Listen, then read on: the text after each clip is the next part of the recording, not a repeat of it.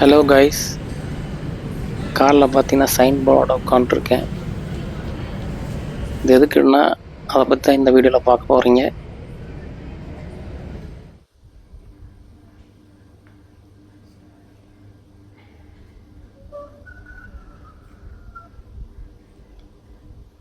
எல்லாருக்கும் வணக்கம். இது எங்கேன்னு பார்த்தீங்கன்னா ஹாஸ்பிட்டலில் இருக்கேன். எனக்கு என்னென்னா ஏசிஎல் சர்ஜரி, காலில் ரைட் லெக்கில் சர்ஜரி. இது பார்த்தீங்கன்னா நான் 2வது சர்ஜரி ஏசிஎல். ஒரு ஸ்லிப் ஆகி கால் மறுபடியும் டேர் ஆயிடுச்சு லிகமெண்ட். ஸோ ஏசிஎல் லிகமெண்ட் பார்த்தீங்கன்னா 2வது சர்ஜரி மறுபடியும் பண்ண போகிறேன். இன்னைக்கு அட்மிஷன் போட்டாச்சு, நாளைக்கு தான் சர்ஜரி. கொஞ்சம் செகண்ட் டைம்னால கொஞ்சம் டாக்டர் கொஞ்சம் சொல்லியிருக்காரு. ஏன்னா முதல் பண்ணது பார்த்தீங்கன்னா கொஞ்சம் இதில் கொஞ்சம் மிஸ்டேக் இருந்துச்சு. ஸோ செகண்ட் சர்ஜரி வந்திருக்கேன். ராஜகிரி ஹாஸ்பிட்டலில் அட்மிட் ஆகிருக்கேன். நாளைக்கு ஆப்ரேஷன், அந்த ப்ரொசீஜர் தான் போயிட்டுருக்கு. இப்போ தான் உள்ளே வந்தோம், ட்ரெஸ் எல்லாம் போட்டாச்சு, ஆப்ரேஷனுக்கு தயாராகிட்டு இருக்கோம். இனி ரெக்கவரி பார்த்தீங்கன்னா ஒரு 2 மாதம் எடுக்கும்.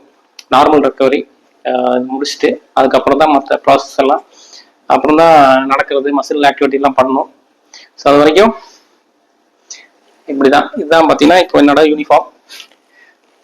ஓகே, பார்ப்போம். ஆப்ரேஷன் முடிஞ்சு கண்டிப்பாக போஸ்ட் பண்ணுவேன், அதை போஸ்ட் ரெக்கவரியில் எப்படி இருக்குன்னு சொல்லிட்டு. ஓகேங்களா, பார்ப்போம். இப்போ தான் வந்து பிளட் டெஸ்ட் பண்ணிட்டு போனாங்க. Good morning. இன்னைக்கு குளிச்சுட்டு ரெடி ஆயிடுச்சு, ட்ரெஸ் மாற்றியாச்சு.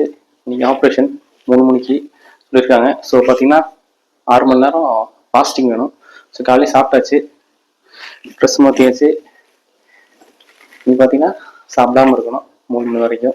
8 மணிலேருந்து 3 மணிக்கு தான் ஆப்ரேஷன் சொல்லியிருக்காங்க. அதனால் ரெடி ஆகி ட்ரெஸ் எல்லாம் மாற்றிட்டு உட்காந்துருக்கேன்.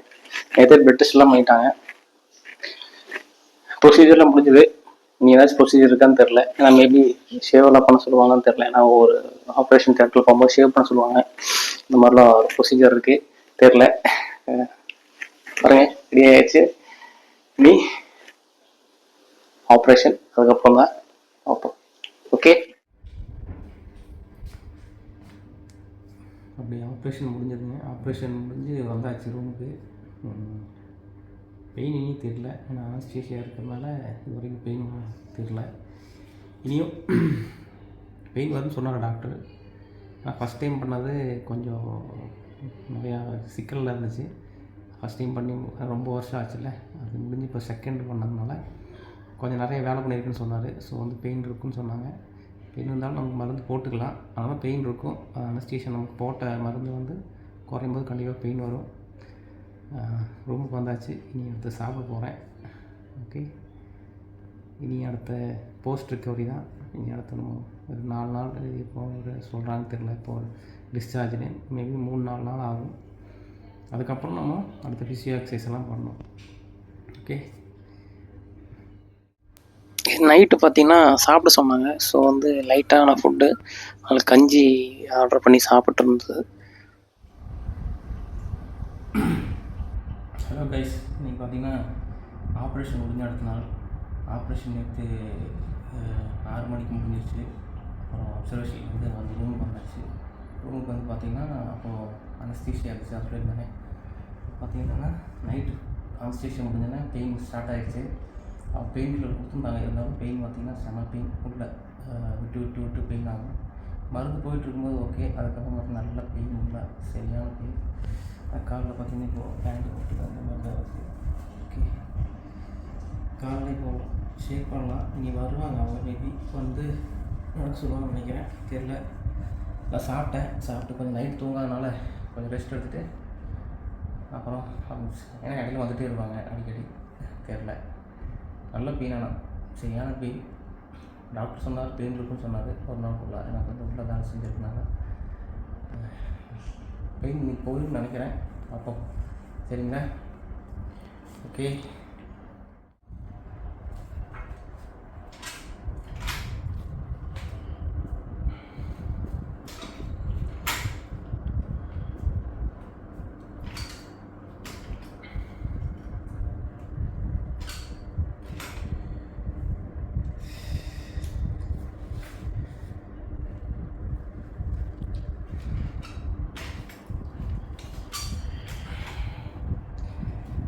ஃபிசியோ வந்தாங்க. ஃபிசியோ வந்து பார்த்திங்கன்னா கொஞ்சம் எக்ஸசைஸ் எல்லாம் பண்ண சொல்லியிருக்காங்க.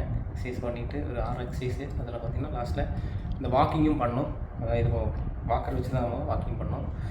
இது இந்த எக்ஸசைஸ் நம்ம கிராஜுவலாக இன்க்ரீஸ் பண்ணிவிட்டு அப்புறம் தான் நியூ எக்ஸசைஸ் அடுத்த லெவலில் கொண்டு போவாங்க. ஓகே, ஒரு ஸ்ட்ரென்த்தனிங் எக்ஸசைஸ் தான் இதெல்லாம் பண்ணி அடுத்தது நீ மசில் வந்து நார்மலாக உங்களுக்கு ஸ்ட்ரென்த் பண்ணி கொண்டு வரணும்.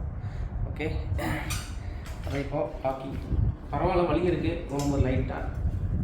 ஓகே தான், ரொம்ப வலின்னு சொல்ல முடியாது. மருந்து கொடுத்துருக்காங்க பெயின் கில்லர், இப்படி அதனாலே கூட பெயின் கம்மியாக இருக்கலாம் தெரில. ஓகேங்களா, சாப்பிட போகிறேன். ஓகே, நம்மளுக்கு மெயினாக பார்த்தீங்கன்னா இந்த ஏசிஎல் ஆப்ரேஷன் முடிஞ்ச பிறகு நம்மளோட ரெக்கவரி தாங்க. ரெக்கவரி பார்த்திங்கன்னா ஃபிசியோ எக்ஸசைஸ் தான் மெயினாக. நம்மளுக்கு இந்த நீ பெண்டிங் எக்ஸசைஸ் வந்து சொல்லியிருந்தாங்க. ஸோ வந்து அதான் இப்போ பண்ணிகிட்டு இருக்கிறது. ஆப்ரேஷன் முடிஞ்ச அடுத்த நாளே உங்களுக்கு வந்து ஸ்டார்ட் பண்ணிடுவாங்க. உங்களுக்கு வெயிட் ரெசிஸ்டன்ஸு, அதே மாதிரி பெண்டிங் எக்ஸசைஸு, ஸ்ட்ரெச்சிங் எக்ஸசைஸ் எல்லாம் கண்டிப்பாக பண்ணணும். அதுதான் இந்த ஏசிஎலோட ரெக்கவரியோட மெயினான ஒரு ஃபங்க்ஷனே சொல்லலாம். அது வந்து நீங்கள் ரெக்கவரி பார்த்தீங்கன்னா அந்த ஃபிசியோ எக்ஸசைஸ் தான் மெயினானதே. அதான் இப்போ பண்ணிகிட்ருக்கிறது நீ பெண்டிங் எக்ஸசைஸ். ஏன்னா நீங்கள் பண்ணாமல் விட்டிங்கன்னா அது வந்து ஸ்டிஃபாகி போக அவர் மடக்கிறதுக்கு ரொம்ப கஷ்டமாக போகும். ஸோ அதுக்காகவே நம்ம ஆப்ரேஷன் முடிஞ்ச பிறகு ஒரு நாள்லேயே உங்களுக்கு வந்து அடுத்த நாளே ஸ்டார்ட் பண்ணிடுவாங்க எக்ஸசைஸ். ஸோ வந்து நீங்கள் அது கண்டினியூஸாக அது எக்ஸசைஸ் பண்ணிகிட்டே இருக்கணும்.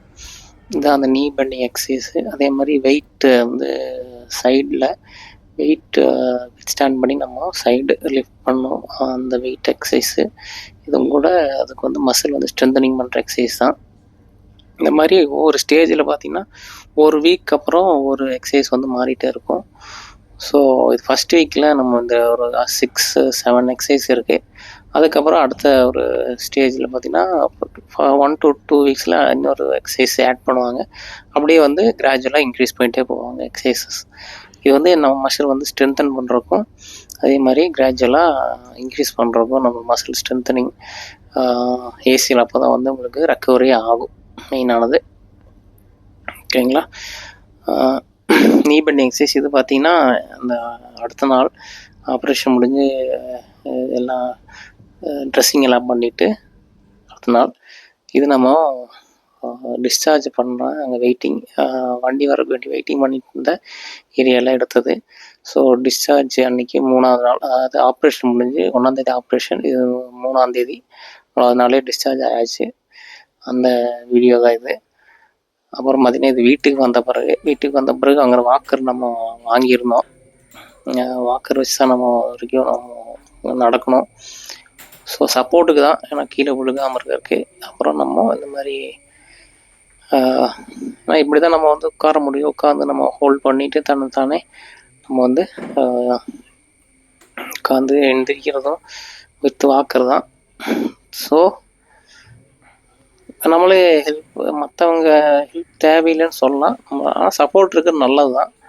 நம்ம வந்து அது கொஞ்சம் பெயின் இருக்கும், அதை ஸ்டாண்ட் பண்ணி தான் நம்ம வந்து என்ன பண்ணணும், எல்லாமே பண்ணணும். அதுக்கப்புறம் பார்த்திங்கன்னா இது வந்து பிரேசர் நம்ம கழட்டிக்கலாம். ஜஸ்ட்டு நம்ம கான்ஷியஸ் தான் சும்மா இருக்கும்போது இந்த மாதிரி கழட்டி வச்சுக்கலாம். தூங்கும் போதெல்லாம் போட்டுக்கிறது நல்லது. ஏன்னா அது வந்து ஒரு சேஃப்டிக்கு தான்.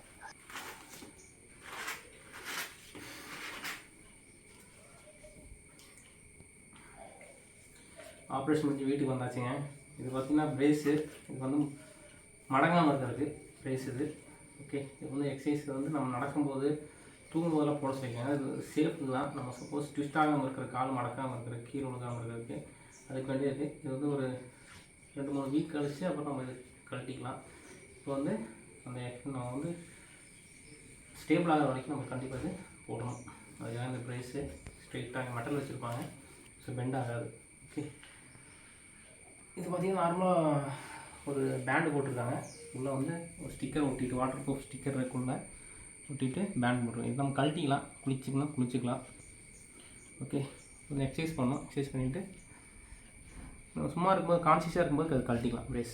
ஓகேங்களா, வீட்டுக்கு வந்தாச்சு. இப்போ ஆப்ரேஷன் முடிஞ்சு பார்த்திங்கன்னா 1ஆந்தேதி ஆப்ரேஷன், இன்றைக்கி 3ஆந்தேதி. 30ஆந்தேதி அட்மிஷன் பண்ணோம், 1ஆந்தேதி ஆப்ரேஷன், 3ஆந்தேதி வீட்டுக்கு வந்தாச்சு. Okay,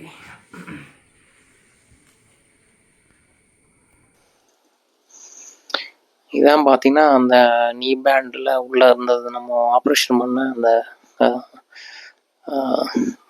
area. அங்கே தான் பார்த்தீங்கன்னா உங்களுக்கு ஸ்டிக்கர் இப்போ வந்து நம்மளுக்கு அந்த ட்ரெஸ்ஸிங் பண்ணிவிட்டு அந்த ஸ்டிச் இருக்கிற இடத்துல நமக்கு அந்த ஸ்டிக்கர் ஒட்டி அனுப்பியிருக்காங்க. ஸோ இது வாட்டர் ப்ரூஃப் ஸ்டிக்கர் தான். ஸோ நம்ம குளிக்கும்போது ஒன்றும் பிரச்சனை இல்லை, உள்ளே போகாமல் இருந்திருக்கும். அதே மாதிரி சப்போஸ் உள்ளே போனால் கூட நமக்கு ஸ்டிக்கர் கொடுத்துருக்காங்க, நம்மளே கழட்டி புதுசாக ஒட்டிக்கலாம். ஓகே, இனி வரப்போகிற வீடியோவில் பார்த்தீங்கன்னா இதோட நம்ம போஸ்ட் ரெக்கவரி வீடியோலாம் போடுவோம். ஸோ கண்டிப்பாக சப்போர்ட் பண்ணுங்கள். நன்றி, வணக்கம். அடுத்த வீடியோவில் பார்ப்போம். சீக்கிரமாக ரெக்கவரி ஆயிடுவேன்னு நினைக்கிறேன். ஸோ தேங்க்யூ ஃபார் வாட்சிங். அடுத்த வீடியோவில் பார்ப்போம். நன்றி, வணக்கம்.